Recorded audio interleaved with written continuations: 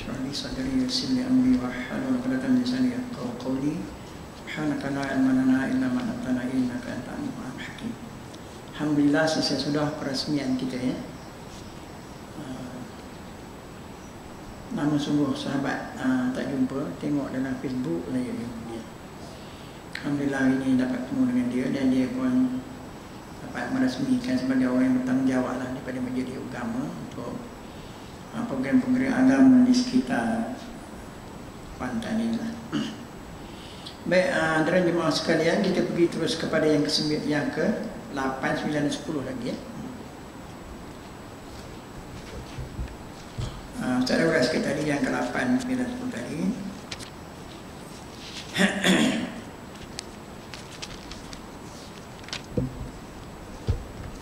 Hukumnya perdoaan yang setiap orang mukallaf, laki-laki ataupun mengetahui sifat Tuhan dengan jalan ijmal atau berangkum, dan dengan tafsir huraian satu-satu serta dengan dalil ijmal atau mengetahui dalil tafsir itu pada kepada dalil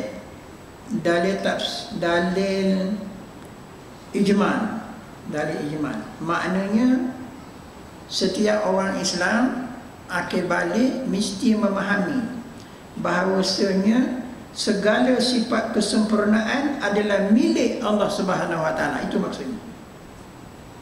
Saya tak ulang lagi sekali.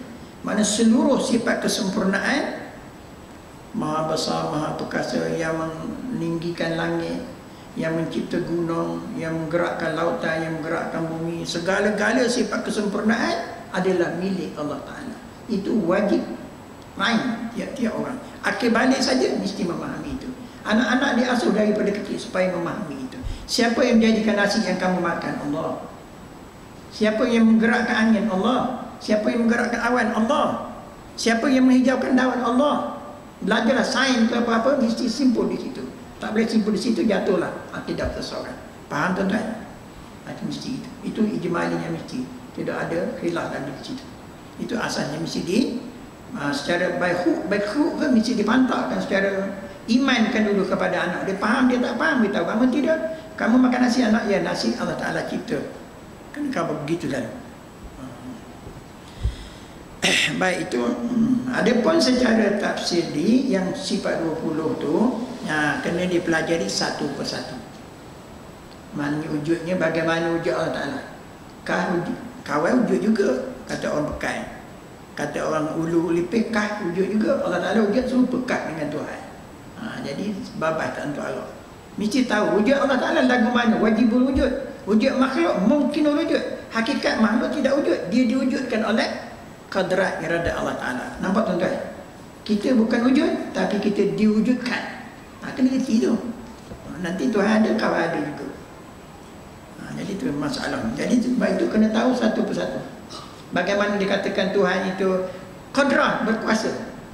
Kawan pun berkuasa juga. Kan serabut tu. Jadi mesti tahu paraknya secara takib, membezakan antara mana dia yang qadim, mana dia yang muhaddas, makhluk. Itu maknanya. Jadi kena belajar tu. Adapun dari segi dalil memadai, dalil ijmali. Bagaimana bukti Allah Ta'ala Maha berkuasa? Dalilnya adanya alam ini. Cukup. Bagaimana Allah Ta'ala itu bersifat sedia kala? Dalilnya baru alam ini. Allah wujud sebelum ada alam. Allah cipta alam, baru alam ni ada. Jadi alamnya dalil Allah Ta'ala tu ada. Jadi pakai pelutu saja. Apa tanda Allah Ta'ala tu ada? Baru alam. Ada alam ini. Apa tanda Allah Ta'ala tu tidak? Baru alam. Macam orang dulu lah. Wujud artinya ada, lawannya tiada, mustahil Allah Ta'ala tu ada, wajib Allah Ta'ala tu ada. Dalilnya baru alam. Baru apa? Tak tahu. Alam apa? Don't know. Tak tahu. Nanti kita tak nak gitu. Baik ya. Tapi nama di segi ulama sah. Itu maknanya hukum. Baik. Yang ke-9, kelebihan dan semulia-mulia setinggi-tinggi ilmu berbanding dengan ilmu yang lain. Sikit sebanyak kita dah sebut daripada tadi. Kerana dari segi nisbah pun dia sangat mulia. Dan dari segi setinggi-tinggi semulia memanglah. Sesungguhnya Allah Ta'ala dalam ayat ini disebut satu hadis, innallaha ta'ala lam yafrid syai'an afdalu min at-tauhid was-salati walau kana syai'un afdalu minhu laftaradahu 'ala malaikati minhum raki'un wa minhum sajidun. Bentar ayat. Hadis itu kan. Kalau ada satu amalan atau satu ibadah, sama ada rokok ke, sujud ke, puasa ke, zakat ke, tasbih ke, zikir ke, apa-apa yang lebih afdal daripada mentauhidkan Allah, nescaya Allah khususkan seluruh malaikat untuk buat itu ya. Kalau sujud dah lebih afdal, nescaya Allah suruh semua malaikat sujud je. Tapi ada malaikat sujud, ada malaikat rokok selama-lamanya, ada malaikat qiyam selama-lamanya, ada malaikat tasbih selama-lamanya sejak dia diciptakan. Tapi kenapa begitu? Artinya di antara segala ibadah itu, di antara segala tasbih dan zikir itu, tidak ada satu lebih utama daripada yang lain, tak ada. Tetapi yang utamanya, apa tujuan sujud? Mentauhid dan membesarkan Allah dah.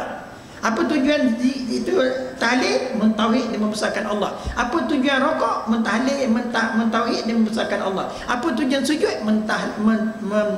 Mentauhidkan dan membesarkan Allah. Nampak tuan-tuan? Jadi maknanya kesimpulannya setinggi-tingginya ialah mentauhidkan Allah. Itu maksudnya.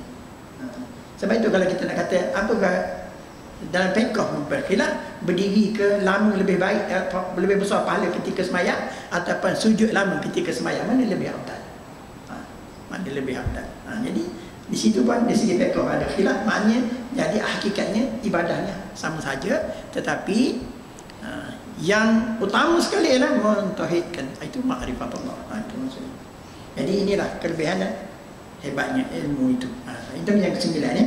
Dan kesudahannya ialah kesudahannya dapat membezakan akidah yang benar dan akidah yang batil.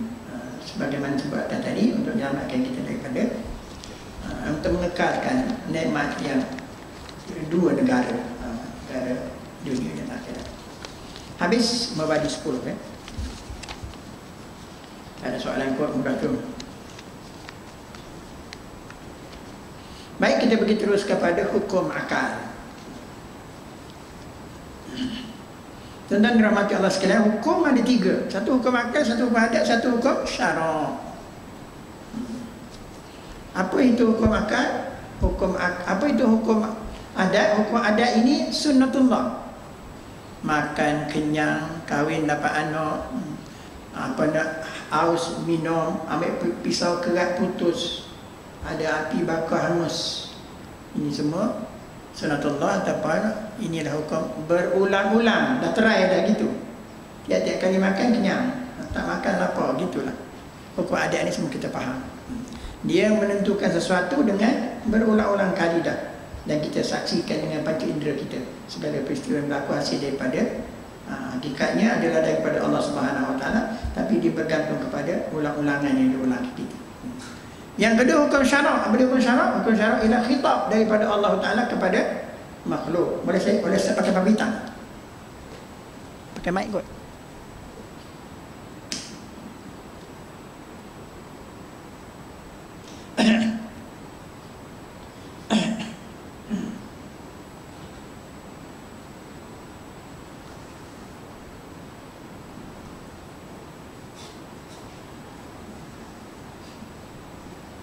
Hitam orang putih.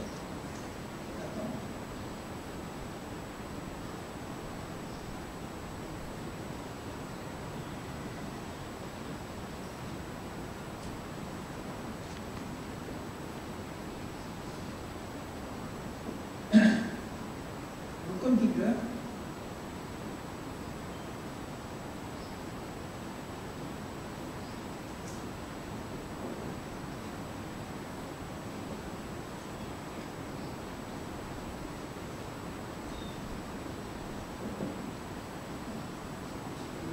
Berturut-turut pengalaman berturut.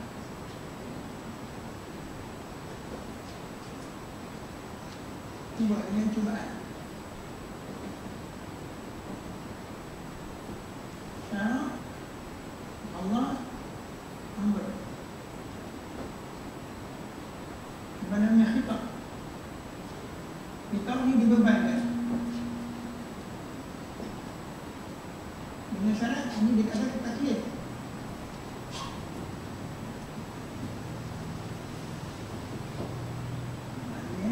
Perintah mana hakikatnya, maknanya ni perintah. Perintah Allah kepada hamba ini nak menuntut syarak. Dan mana dibebankan hamba. Di sini hukum akal. Akal ni menetapkan sesuatu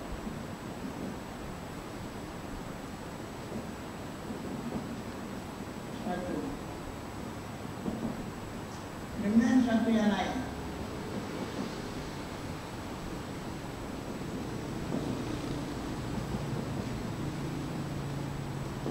Dalam bahasa biasa, bukti. Menetapkan sesuatu dengan sesuatu yang lain. Baik sama ada menetapkan itu adanya ataupun menetapkan sesuatu yang tidak adanya. Menetapkan. Baik, hukum akal itu menetapkan sesuatu. Hukum adat perlukan kepada percubaan. Hukum syarak bergantung kepada perintah Allah Subhanahu Wa Taala kepada hamba ini. Itu hukum taklif berlaku. Wajib kita mengetahui hukum akal. Awal wajibin ala insan an yarifullah. Wajib hakiki ialah mengenal Allah. Faham tuan? Wajib hakiki mengenal Allah. Tapi wajib tawasul, wajib wasilah, wajib sebab. Untuk mengenal Allah mesti mengenal hukum akal. Untuk mentakikkan zat Allah mesti mengenal hukum akal, sebab dengan hukum akal dapat mensabitkan sifat Allah. Bila ada sifat, wajib ada empunya sifat. Nampak gitu? Bila ada sifat, ada yang empunya sifat. Jadi dengan sebab itu, hukum akal lah untuk menentukan sabitnya atau sifat-sifat Allah. Nanti akan takkitlah zat Allah Ta'ala. Jadi dengan sebab itu, kewajipan mengenal hukum akal, kewajipan wasilah, kewajipan jalan. Dalam istilah fiqh, la yatimul wajibu illa bihi fa huwa wajib. Tidak, sesuatu yang bertujuan wajib, hukumnya wajib. Hukumnya wajib. Nampak gitu? Kita nak ambil semayang, air tak ada, tapi longkang ada. Kena gali longkang, kena gali perigi ya. Gali perigi itu wajib. Wajib ini wajib wasilah nama. Bukan wajib hakiki. Wajib hakiki ialah ma'rifatullah. Awal wajib bagi seorang insan ialah mengenal Allah Ta'ala. Faham tu kan? Gitu ya. Baik. Ada pun mengenal hukum akal. Apakah hakikat akal? Hakikat akal itu ialah suatu yang Allah simpan dalam hati kita, yang ada hubungan kait antara hati dengan akal. Hati dengan akal itu ada hubungan saraf dan sebagainya, yang Allah campakkan suatu perasaan dan pemikiran yang halus-halus mereka berfikir. Dia melibatkan akal ini, melibatkan nazariyah dalam bahasa Arab. Maknanya boleh berfikir, fikiran. Nazar, pandang dengan mata kepala, fikir dengan akal, buat keputusan dengan hati. Itu makna nazariyah. Ada tiga. Jadi pandang adanya alam ini, kita fikir alam ini boleh jadi sendiri, tak boleh. Seluruh yang kita lihat jadi tidak jadi dengan sendiri. Jadi hati kita terus buat kesimpulan bahawa di sana ada Allah Ta'ala sebagai pencipta kepada alam. Ini makna nazar, fikir. Baik. Itu penglibatan hukum akal. Jadi dalam keputusan hukum akal ni tuan-tuan, dia ada tiga. Menentukan tetap ada, menentukan tetap mesti ada, menentukan mesti tiada, dan menentukan boleh jadi ada dan boleh jadi tiada. Jadi penentuan hukum akal ni tiga. Jadi hukum akal tiga bahagian. Jadi yang pertama namanya wajib akli, namanya mesti ada. Yang kedua mustahil akli, mesti tiada. Yang ketiga mungkin ada, boleh ada dan suatu ketika boleh tiada di suatu ketika. Yang demikian itu namakan mungkin ada. Adalah harus akli, harus akli. Arab bilang jaiz akli. Tiga ya, baik, pecah tiga. Tuan-tuan, akhirnya pecah tiga, pecah dua pula satu-satu. Pecah dua pula satu-satu. Satu mudah, satu payah. Kita ada. Satu daruri mudah, nazari susah sikit. Jadi wajib akli ada dua. Satu hak mudah, hak payah. Contoh ya. Suatu perkara tidak difikirkan. Umpamanya satu separuh daripada dua. Sebiji limau, dua biji limau lebih banyak pada sebiji limau. Mudah. Budak erti. Tak. Budak erti. Erti bercakap, erti dia bilang. Kalau tak erti bilang, dia bilang sapi. Sapi ni tak boleh tasarruf, tak boleh. Itu maknanya budak pun boleh. Mana mudah itu. Tetapi untuk menetapkan adanya Allah Ta'ala tidak mudah, tuan. Tidak mudah. Jadi itu dinamakan wajib akli nazari. Maknanya hukum akal yang payah, yang payah sikit. Tadi hukum akal mudah. 2 biji limau lebih banyak daripada sebiji limau. Itu mudah, semua boleh fikir, tak ada masalah. Jadi pecah pada 2 ya. Kemudian mustahil akli pecah 2 juga. Mustahil pada akal. Satu mudah, satu payah. Hak mudahnya bolehlah. Sini contoh 1/4 daripada 3. Tak pernah sabar dah. 1/4 dari 3 ke? Dah, kita tahu dah. 1 takkan separuh daripada 3. 1/4 daripada 2. Dia lebih kurang tadi lah. Tapi dia hak nafinya. Baik, yang ketiga, yang keduanya mustahil akli nazari. Hak fikir, susah sikit. Kita nak menolak adanya Tuhan yang lain. Syirik umpama. Ada ke Tuhan ni? Tuhan yang lain. Manusia tak fikir. Sebab itu bila tak fikir secara waras, tak fikir secara mendalam, maka diciptalah Tuhan-Tuhan yang lain. Sebab tu ramai kafirnya, ramai syiriknya. Pasal apa? Tak mikir secara payah, mikir secara mudah. Ikut tok nenek je lah. Itu ramai kafir, belum kafir dan dunia. Kalau dia fikir secara halus, dia akan pasti bahawa di sana ada Tuhan yang Maha Esa. Baik, itu ya, yang kedua. Yang ketiga, harus akli. Harus akli pun pecah 2 juga. Yang pertama, daruri. Mudahlah. Mudah, tuan-tuan sekarang senyap. Ustaz cakap. Sekarang Ustaz cakap, bila tuan-tuan tanya. Jadi kita ni sekali diam, sekali cakap. Bila diam, tak ada cakap. Bila cakap, tak ada diam. No. Tukar ganti lah tu. Jadi kesimpulannya kita ni harus bercakap, harus diam. No. Sama je kipas. Kuasa kita pasang kipas, harus bagi dia, sekarang ni harus bagi dia pusing. Kita tutup kipas. Jadi walaupun dia pusing tu, harus dia akan senyap pula, diam. Bila ditutup sudah. Jadi maknanya mudahlah tu. Maknanya kita kadang-kadang manusia dia diam, kadang-kadang manusia dia bergerak. Itu boleh fikir. Ini simple ataupun harus akli nazari. Harus pada akal nazari. Ini payah sekali. Apa dia? Allah Maha Berkuasa. Dah. Allah Maha Berkuasa. Kerana Allah Maha Berkuasa, ikut dia lah.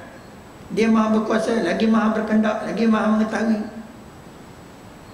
Tuan-tuan, kalau Allah SWT nak masukkan orang beriman dan ahli ibadat ke dalam neraka, boleh ke tidak? Dari segi akal, boleh ke tidak? Boleh saja, dia Maha Berkuasa. Dari segi hukum akal. Ataupun dia boleh ambil Abu Lahab, bapa kafir laknatullah tu, dengan kumpulnya, dengan apa, tiba-tiba dengan kehendak Allah Ta'ala Maha Berkuasa, dia masukkan dalam syurga. Boleh atau tidak? Boleh saja. Ini dari segi hukum akal. Kena faham baik-baik, tuan-tuan. Ini namanya harus akal nazari. Harus pada akal. Jaga baik-baik dalam masalah ini. Kalau tak betul, drivernya terjun longkang, ataupun terjun duduk, ataupun bantai tiang api. Kereta tak betul drive. Maksud apa? Nanti kalau fikir dengan hukum akal saja, inilah berlaku pada golongan Jabariyah yang mengatakan, Ustaz, dia semayang kuat-kuat, Tuhan berkuasa tak? Besok, mati besok, Tuhan pun dah dan neraka. Kita tak semayang pun nak masuk surga, Tuhan kuasa. Ini golongan yang dalun, punya golongan yang sesat. Faham tak? Dari segi hukum akal betul lah. Tapi akal semata-mata menyesatkan. Akal mesti dibaringi dengan hukum syarak. Apa kata syarak? Innal ladzina amanu wa amilus solihat kanat lahum jannatul firdaus nuzula. Orang benar-benar beriman dan beramal soleh, Allah janjikan syurga. Nampak tuan-tuan? Jadi hukum akal mesti dibaringi dengan hukum syarak. Akal semata-mata bakal menemu jalan yang sesat. Faham tak? Jadi walaupun hukum akal berkata gitu, boleh memasukkan orang kafir ke dalam syurga, boleh masukkan orang beriman ke dalam neraka, hukum akal harus pada akal, tetapi kena merujuk kepada syarak, baru driver betul bawa. Faham tuan? Habis ya.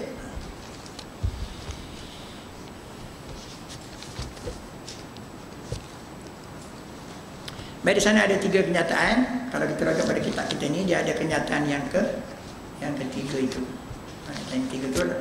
Dia yang pertama sekali, kenyataan yang pertama, kata dia, apabila kamu melihat, berfikir tentang kejadian alam niscaya kamu buat kesimpulan. Jika kita melihat kerusi dan meja depan mata kita, kita dapat kesimpulan segala-galanya tidak jadi sendiri. Ini Tok Guru kita tarik kita punya perhatian itu lah. Buat kesimpulan. Baik, situ ya. Semua segala-galanya ada tukangnya. Justru itu langit dan bumi, 7 petala langit sebesar ini mesti ada tukang. Tukangnya ialah Allah Ta'ala. Simple itu. Yang keduanya, kita tengok pula kepada kita lah, sebagai insan biasa, manusia yang hidup zaman berzaman ini, daripada zaman tok nenek kita gitu ini, kita tengok perkembangan hidup manusia ini. Perkembangan hidup manusia ini sentiasa berkembang. Kalau zaman Ustaz lah cik-cik dulu kat kampung ni, kalau disebut kampung-kampung sana ni, Mana Raya ni Temeloh tu ajalah. Nak sampai ke Mana Raya Temeloh tu 5 jam naik bot. Tuan-tuan tolak pukul 5 pagi, pukul 10 pagi baru sampai ke Temeloh. Itulah bandarnya, tak kena bandar lain lah. Kereta tak ada zaman kita kecil-kecil. Ustaz zaman sekolah rendah tak kena kereta kan? Tak kena.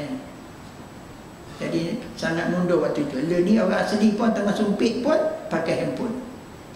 Orang asli tengah menyempit, tupai, ring bunyi handphone, jawab handphone dulu. Tupai pun menung tengok. Jadi makna perubahan. Apa yang maksud Tuhan kita ni, tercipta alam ini, kata dia, jika kita lihat manusia lemah. Kenapa? Tengok ada perubahan semua. Perubahan canggih menunjukkan manusia lemah. Kalau tidak, tentu manusia buat sempurna terus dah. Tentu bercipta dunia ni sebagai syurga selalu. Kalau dulu pakai basikal je, lepas tu naik motor, lepas tu naik kereta. Sekarang ni kereta kau je mewah-mewah, canggih-canggih gitu gini kan. Jadi maknanya ada perubahan. Perubahan itu menandakan manusia ni lemah. Sekadar Allah Ta'ala beri ilmu sekadar itu saja. Kemudian tambah lagi, orang kemudian lebih baik daripada orang yang dahulu. Baik, itu kenyataan yang kedua. Kemudian kenyataan yang ketiga, kita melihat pula kepada sekalian alam, bulan, bintang, langit dan matahari, segala tumbuhan, binatang-binatang semua, termasuk diri kita, penuh dengan keindahan, tuan-tuan. Kita makan nasi biryani, kambing, lembu, ayam, ikan masuk dalam perut kita. Yang jadi hampas keluar sebagai kencing, keluar sebagai peluh, keluar sebagai najis buangan. Yang jadi protein masuk, jadi protein, yang jadi fat, yang jadi tenaga, Allahu Akbar. Satu kilang yang cukup complicated dan cukup canggih dan sempurna dalam tubuh badan kita. Faham tuan-tuan? Siapa buat ni? Menunjukkan di sana mesti ada zat yang maha berkuasa, zat yang maha berilmu, zat yang maha sempurna. Dengan kesempurnaan sifat-sifatnya, maka ini wujudnya kita. Tuhan sebut dalam Quran, fi anfusikum afala tubsirun. Pada diri kamu, kenapa kamu tak ambil perhatian? Afala yanzuruna ilal ibili kaifa khuliqat. Tengok bagaimana penciptaan terhadap langit, bagaimana langit rufi'at, diangkatkan, bagaimana bumi dibentangkan. Nampak? Matahari beredar dengan baik. Kecuali bila kelaku kiamat besok, atas qadrat Allah berubah segala posisi, itu ketika Allah tiupkan kekala lah. Tapi nak kita sekarang ni segala berjalan dengan baik, menunjukkan tuan-tuan tahqiq pada hati kita ni. Kita kena gunakan nazar, kena gunakan akal fikiran. Sebab tu ayat Tuhan ni dua, tuan-tuan sekalian. Satu nama ayat maqru'ah yang tuan-tuan baca dalam Quran. Satu ayat manzurah yang tuan-tuan kena gunakan akal fikiran. Jadi dua-dua itu kita akan tahqiq di sana memang ada Allah Maha Pencipta. Janganlah nak keras hati macam mana, nak durhaka kepada Allah Ta'ala. Malu tuan-tuan. Bagaimana kalau matahari tak terbit tuan-tuan? Tengah nawai getah dia jam 2 jam. Gelap segelap-gelap. Pening kepala pendawai getah. Cok-cok sawit, jom gelap segelap-gelapnya selama 2 jam. Apa nak buat kan? Tapi tidak begitu cantik. Matahari terbit baik-baik, segala tumbuh-tumbuhan tumbuh, terjemur kain pun kering. Matahari boleh orang bekerja cari rezeki dan sebagainya. Dan selama 12 jam matahari terbit, persilih bergantinya siang dan malam. Terasa sangat Allah Ta'ala tu tuan-tuan. Terasa sangat. Anak kadang-kadang nak kuliah-kuliah kat Jengka, terlalu kat gunung tuan-tuan. 2 biji gunung jadi laluan kita lah semua. Gunung Senyum sama dengan gunung Libak Puyuh, namun panggil situ. Lalu situ kadang-kadang seorang-seorang jadi hayal tak untuk Allah. Tapi hayal-hayal ni mikir. Kadang-kadang gunung siang kengkau ni begitu tahun dia duduk sini tak letih. Ini dia ke monolog dalam hati kan. Kenapa kesian tengok hamba Allah ni. Apa duduk diam sejak daripada ciptaan dunia tuan-tuan, tak. Tuan-tuan tak mau nanya gitu. Dah elok sesekali. Terfikir hati itu. Lepas tu fikir apa jawapan gunung ni. Kalau dia boleh berbahasa, dia akan cakap, hamba Allah, apa hang ni tanya pelik sangat? Aku ni Allah perintahkan aku duduk sini. Betul tak tuan-tuan? Dia tak duduk saja tu tuan-tuan. Sebab Allah sebut Subhanallahi ma fis samawati wa ma fil ardh. Bertasbihlah apa yang ada di langit dan bumi. Hakikat duduk diam ni gunung tuan-tuan, tasbih kepada Allah. Bahasa yang dia pakai, aku tunduk kepada Allah, aku duduk diam sini berjuta tahun. Aku duduk tunduk kepada Allah lah. Hakikat tunduk duduk diam ni gunung itu tuan-tuan, tasbih kepada Allah. Buta hati kita je tak tahu. Faham tuan? Hari ni tahulah. Pasal belajar. Cuba tengok orang sebagai petani dah, tanam timun dah. Kayaknya kadang-kadang dia kira duit je. Kira berapa bajet, berapa untung rugi je. Pakai cermin mata nafsu aja. Tak pakai cermin mata makrifat. Pakai cermin mata makrifat tengok. Hari besok nampak dia punya ujung timun tu.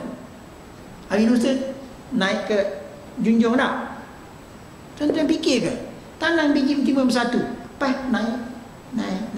Daripada zero, nothing, tak ada. Tak ada dah. Sampai 2 minggu terbit bunga, terbit buah pula. Allahu Akbar. Daripada tiada kepada ada. Itu namanya Khalik, pencipta tuan-tuan. Kita buat rumah, ambil pasir di sungai, ambil simen di sana, ambil kayu di sana. Kita hanya menyusun bahan. Ini manusia. Allah Ta'ala mencipta daripada zero. Biji benih bersatu, tumbuh punya buah puluh-puluh. Tengok tuan-tuan. Ya Allah Akbar. Rasa dekat sungguh dengan Allah Ta'ala. Nampak tuan-tuan? Jadi itu yang tunggu kita nak buktikan dengan 3 itu. Tak apalah. Segala-galanya ada pencipta. Kemudian pembikinan manusia penuh dengan kelemahan, tetapi ciptaan Allah Ta'ala penuh dengan keindahan, menunjukkan sana ada zat yang maha sempurna. Sedap sungguh tuan-tuan. Kalau bolehlah berfikir cara begitu, sembahyang jadi khusyuk. Faham tuan? Ini penghayatan sifat 20. Ngaji sifat 20 pakai sembahyang serabut juga. Tengah sembahyang pasal malam, tengah sembahyang dalam sawit, tengah sembahyang dalam pejabat, ngomong gitu dah. Apa payah. Tapi itu hati kita. Tapi bila kita dah memahami gini, kita menghati makrifat Allah, kasih hati tu lembut, rasa kau dekat dengan Allah Ta'ala. Baik, ya. Baik, itu. Kemudian kita pergi bab yang ketiga, mengenal Allah SWT dalam sifat-sifatnya. Hukum mengenal Allah Ta'ala pada ain atau cerita kalam, mengetahui namanya dan sifat-sifatnya. Sebut tadi dah. Pada ain untuk mengenal sifat-sifat Allah secara tafsiri, tetapi dalil ijmali. Ada pohon tadi, wajib kita mengetahui segala sifat kesempurnaan milik Allah dan segala sifat kekurangan bukan milik Allah. Itu. Nama-nama Allah 99 Asmaul Husna itu yang masyhur. Jadi kita hakikat Asmaul Husna itu tuan-tuan sifat. Betul tak? Ar-Rahman pemurah sifat, Ar-Rahim semua sifat. Nama bagi sifatnya. Nama bagi zatnya Allah, lafzul jalalah, itu nama zat. Kemudian untuk mengenal zat Allah Ta'ala tidak tercapai oleh akal, maka untuk mengenal zat Allah melalui sifat dan melalui nama-namanya gitu. Terus ini ya, dari ijmali ada 2 cara. Dari seorang yang pegang pada sifatnya, semua sekali ya, seorang yakin berpegang pada sifat-sifat secara putus dan mutlak, wajib dan layak bagi Allah Ta'ala bersifat dengan segala sifat kesempurnaan, mustahil bersifat dengan segala sifat kekurangan. Ulangan saja. Kemudian tafsir, seorang itu berpegang dengan sifat-sifatnya secara mutlak dengan dalil akli dan dalil nakli. Dalil nakli itu masuk dalam fardu kifayah. Baik, mengenal Allah SWT 3 perkara. 3 perkara tuan-tuan, perempuan, 3 perkara mesti digabung, jalinkan. Yang pertama jazam namanya, putus. Yang kedua muwafaqatun bil haqq, bertepatan dengan hakikat sebenar. Kena Tuhan, tapi Tuhan Tuhan gaya. Tuhan Harun. Ke Tuhan Harun sini. Tuhan Harun. Orang sana hisap dah. Ke dia? Tuhan Harun. Mana tangkap di Kuantan kan Zainab? Tuhan Hasan, Tuhan Hasan, Tuhan Harun. apa namanya, baik tiga. Yang ketiganya berserta dengan dalil.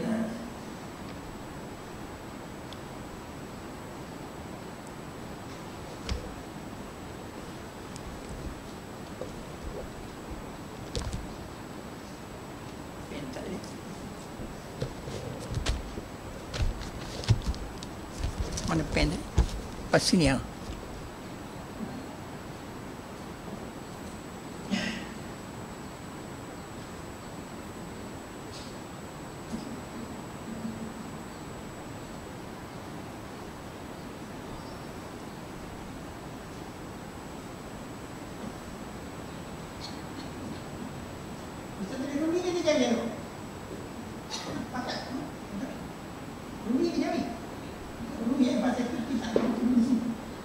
Dah biasa dengan jauh. Yang dikatakan makrifat.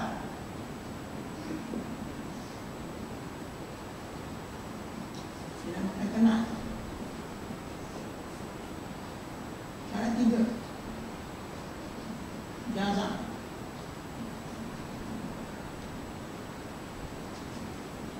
Muafakat. Muafakat ni bertepatan. Tiga dengan dalil.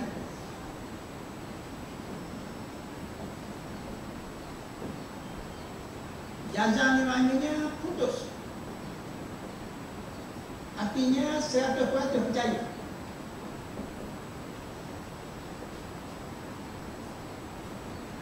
Para ulama bagikan sini jangan diselit oleh 3 perkara, 4 perkara. Yang pertama, jangan ada syak, jangan ada waham, jangan ada zon, jangan ada jahil. Baru dinamakan jazam.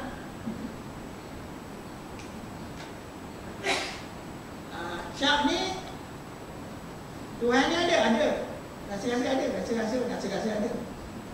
50% percaya. Waham 25% percaya. Zon 75% percaya. Ini istilah je lah tuan-tuan. Sebenarnya bukan kira gitu. Bukan kira gitu. Kena jahil. Jahil ni tak penting benda kita ada. Tuhan kena kaya, tak tahu kita ada. Ikutlah, ada kita ada Tuhan, ada dia lah. Ini kira. Jahil ada 2. Jahil murakab 1, jahil batik 1. Jahil murakab. Jahil bodoh, tak tahu diri dia bodoh. Jahil gay. Jahil basik ni beku. Jahil beku. Beku kita ajak dia bincang. Tuhan, tak tahu. Tak pernah bincang dengan seorang driver taksi Cina daripada Bentong sampai ke Kudu Raya. 4 jam bincang. Duduk dia tentang dunia ni macam mana kita ni depan mata dia. Kamu fikir lagi mana susah lah. Saya MC pun tak ada, driver saja. Driver taksi saja. Mau macam mana mau fikir? Ini mesti mau boleh fikir dulu dia cakap. Ini buku. Memang betul. Tak ada oleh daya. Tutup hidayah. Kita nama jahit basik. BASIT. Bahasa Arab digelar basik. Basito. Basik. Ini jahit murakab. Dia bodoh. Tapi bila kita tahu awal itu lebih jahit Tuhan yang baik-baik. Ada kawan nasihat kawan betul. Dia pakai dengan ajaran sesat dia kata, kau tak tulis rambut. Ini siapa dia? Dia tak suka. Jahit 2 jahit basik dia murakab.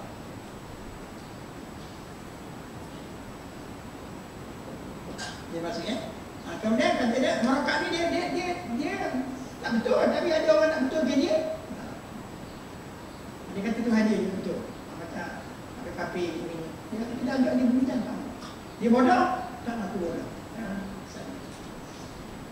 Jadi ini hakikat ni, walaupun kita sebut tiga perkara ni, sebenarnya tuan-tuan bukan main 50, 25 dah. 0,0001% tak percaya. Kalau tak, dia ada makan angkil sikit tak percaya. Hati-hati dia. Tapi dah. Faham tak? Tahu ada mereka ni. Ini kadang-kadang mikir-mikir, dia tidak pendekatan. Nampak tak? Tapi dah. Mana sedikit pun tak boleh teliti dalam hati, tak percaya. Maksud jazam gitu. Kena yakin tentang segala kesimpulan iman tentang Allahnya, tentang sifat-sifat Allahnya, tentang Rasulnya, tentang hari akhirat. Jangan ada sebarang keraguan. Sedikit keraguan mengkafirkan diri. Faham itu? Jadi itu makna jazam. Kena yakin satu batu. Kena pegang macam pegangan Masyitah. Kena pegang macam pegangan apa namanya keluarga Yasin. Kena pegang macam pegangan tu orang-orang dulu pegang pada sebagaimana ashabul ukhdud dan sebagainya. Itu kena pegang. Kena seksa macam Sayyidina Bilal, mulut tetap di kuasa ahadun ahad, ahadun ahad. Siapa? Ini semua konsep jazam yang dihayati oleh para sahabat yang diuji dengan akidah. Senapang di depan. Macam dia berlaku pada Hafiz Al-Asad. Sebut Asad Rabbi, hampir Asad Tuhanku, hampir la ilaha illallah, la ilaha illallah. Itu apa? Hancur kepala. Nama kawan ni hancur kepala. Nama datang dia la ilaha illallah, kilah hancur. Ini namanya jazam, takik benar. Itu maksud nak situ. Apa namanya berlaku pada apa namanya Masyitah kan? Waktu suami humban dalam air telur tu tak apa lagi. Humban anak laki-laki tak apa lagi. Ini anak merah tengah hukum dengan susu ni. Tentera Firaun rampas anak ni. Wahai Masyitah, katakan aku Tuhan. Kalau tidak, benang anak orang lain menggigak. Itu sentak Masyitah. Iman seorang anak, seorang perempuan tinggi tuan-tuan. Anak dalam dukungan. Hati seorang ibu. Mana harganya? Waktu itulah Allah bai'ahkan satu hidayah kepada dia. Berkata anak-anak tak patut cakap. Ya ummi, anti ala haqqin. Kamu di dalam kebenaran. Tiba-tiba dia naik semangat. Dia kata, ya Allah Rabbi. Itu khabar. Allah jadikan langit, Allah jadikan bumi. Allah jadikan kau tu, wahai Fir'aun. Direct dia cakap. Artinya dia sendiri syahid. Ini nak pegang. Itu mana 100% tu. Kita seluruh